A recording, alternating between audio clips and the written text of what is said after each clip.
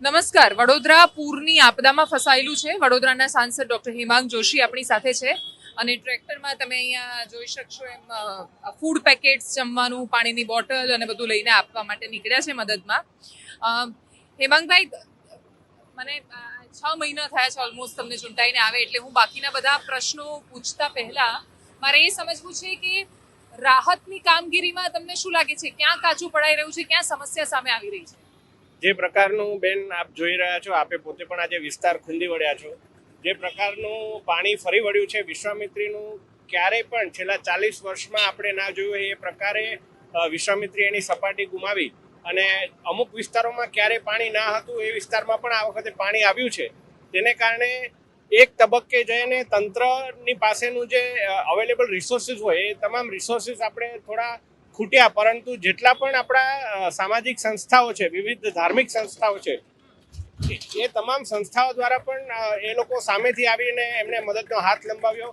પહેલા જ દિવસથી માનનીય મુખ્યમંત્રીશ્રી પણ આ બાબતે અમારી પાસેથી ચોક્કસ અપડેટ લેતા હતા. અત્યારે આપ જોઈ શકો છો, સુરત મહાનગરપાલિકા હોય, અમદાવાદ મહાનગરપાલિકા હોય, SDRF, NDRF, આર્મીની પણ એક્સ્ટ્રા 5 કોલમ ગઈકાલથી અહીંયા અવેલેબલ છે અને રેસ્ક્યુની કામગીરી હાથ ધરી રહ્યા છે.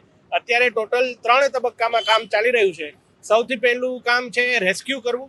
રેસ્ક્યુમાં જે લોકોના જીવ જોખમાતા હોય એ લોકો માટેના જીવ બચાવવાનું કાર્ય.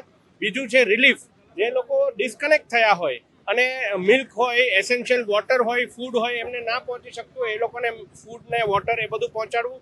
અને હવે બેન જે વિસ્તારમાં આપ જુઓ છો પાણી ઓસરી ગયા છે, જેમ કે આ વિસ્તાર કાલ સુધી પાણીમાં સબમર્જ હતો, તો હવે પાણી ઓસરાશે, ત્યાં ગંદકીના ઢગ આપણને જોવા મળશે. તો કોઈ રોગચાળો ના ફેલાય એના માટે પણ હવે એ લોકોને ત્વરિત જ સફાઈ કામગીરી હાથ ધરવી, એને લઈને પણ અમે બહારથી પણ ઘણા સફાઈ સેવકોની ટીમ બોલાવી છે વિવિધ મહાનગરપાલિકાઓમાંથી. કારણ કે આપને ખ્યાલ હશે, અહીંના સફાઈ સેવકોના પોતાના ઘર પણ સબમર્જ થઈ ગયા હોય, એને કારણે સમગ્ર વડોદરા અત્યારે એકજૂટ થઈ અને આ મુશ્કેલીનો સામનો કરી રહ્યું છે અને સાથે મળીને લડી રહ્યું છે. સૌથી મોટો પ્રશ્ન એ છે કે હું આકાશમાં જોઉં અને વાદળ જોઉં એટલે મને પહેલા ડર એ લાગે છે કે આજવા અને બાકી બધી જગ્યાએથી જ્યાં પાણી રોક્યું છે એકદમ કટોકટ રોકેલું છે. વરસાદ પડે તો ફરી પાછા ગેટ ખોલવા પડે ને ફરી પાછી એની એ પરિસ્થિતિ થાય. હાલને હાલ તમે એ બધું સુધારી નથી શકતા, પણ 2005, 2019 એના પછી પણ એ લેસન શું કામ ન શીખી શકાયો, જે કાલે ઋષિકેશભાઈ કહી રહ્યા હતા પત્રકાર પરિષદમાં, કે આ રીતે એનું સોલ્યુશન છે, હવે આવશે એવું લાગે છે? મને લાગે છે કે જે પ્રકારે માનનીય મુખ્યમંત્રીશ્રીએ આ બાબતને ગંભીરતાથી લીધી છે, ગઈકાલે પણ માનનીય મંત્રીશ્રીઓ અહીં આવ્યા હતા અને આજે પણ માનનીય ગૃહ રાજ્યમંત્રી, અમારા પ્રભારી મંત્રી વડોદરા જિલ્લાના શ્રીમાન હર્ષભાઈ સંઘવી સાહેબ પણ આજે આવી રહ્યા છે અને આ બાબતને ખૂબ જ ઝીણવટપૂર્વક રીતે નોટિસ કરી રહ્યા છે. હું માનું છું કે વિશ્વામિત્રીના જે સમગ્ર સમસ્યા છે એ બૃહદ સમસ્યા છે, સમગ્ર જિલ્લાની સમસ્યા છે. એ સમસ્યાનું લોંગ ટર્મ સોલ્યુશન માટે ભારતીય જનતા પાર્ટી ખૂબ જ ગંભીર છે અને આપ અત્યારે જે કોઈ પણ વિસ્તારમાં જોશો, ભારતીય જનતા પાર્ટીના કાર્યકર્તાઓ આપને કામ કરતા દેખાતા હશે. આપ જે ફીડબેક આપ આપી રહ્યા છો એ ફીડબેક ક્યાંક ને ક્યાંક કાર્યકર્તાઓને પણ પ્રજા પાસેથી ફીડબેક મળી રહ્યા છે. અમારા પાલિકાના પદાધિકારીઓ પણ એવા છે કે જેમનું પોતાનું ઘર અત્યારે પાણીમાં છે તો પણ એ અત્યારે સર્વિસ માટે નીકળેલા છે. તો આ પ્રકારે તમામ લોકો અત્યારે એક સાથે મળી, તમામ વહીવટી તંત્ર, સંગઠન સૌ સાથે મળી અને આ કાર્ય ઉપર ઝઝૂમી રહ્યા છે.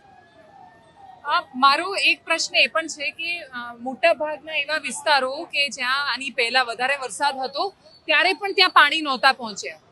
આ વખતે એ પરિસ્થિતિ સુધારવાની જગ્યાએ ખાસું બધું બહુ જ આમ અતિશય હાલત ખરાબ દેખાઈ રહી છે લોકોની. એના માટે કોઈક તો કારણ જવાબદાર હશે.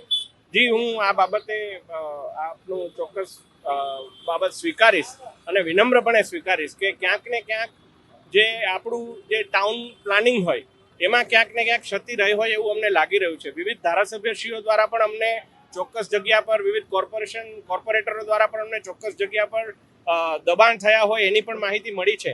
પરંતુ આ તમામ વસ્તુઓ ઉપર ઝીરો ટોલરન્સની નીતિ અપનાવી અને વડોદરા કામ કરવા જઈ રહ્યું છે, એ બાબતે અમે સૌ એકમત છીએ. બાકી બધા પાસે તો નહીં, પણ એક યુવાન વ્યક્તિ કે જે સંસદમાં ચૂંટાઈને ગયા છે દેશની, શું હું એમની પાસે એ અપેક્ષા રાખી શકું કે ફરી કોઈ વાર એટલીસ્ટ ફ્લડ કવર કરવા માટે અમે વડોદરામાં નહીં આવીએ આટલા વરસાદમાં?